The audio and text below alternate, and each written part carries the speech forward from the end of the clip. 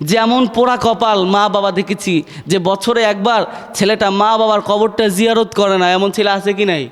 ও যে জিয়ারত করবে, সূরা ফাতিহা আর সূরা ইখলাস পড়বে, এইটাই ও জানে না, এমন আছে কি নাই?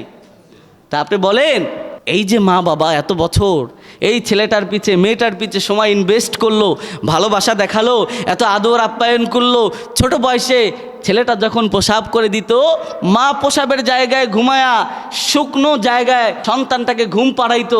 আপনাদের কাছে আমি বলি, এই মা যদি তার সন্তানকে দিন না শিখায়, আল্লাহ তার রাসূলের আদর্শ না শিখায়, এই ভালোবাসার কোনো মূল্য আছে? লাস্টে আপনি কি পাইলেন? মা বাবা কি পাইলেন? আপনার সন্তান তো আপনার কবরটাও গিয়ে জিয়ারত করে না, আপনার সন্তান তো আপনার জন্য দোয়ার আয়োজন করে না, দোয়াই করে না। এই জন্য আমরা যারা বেঁচে আছি, আমাদের যাদের সন্তান আছে, আমরা এখনো সতর্ক হই।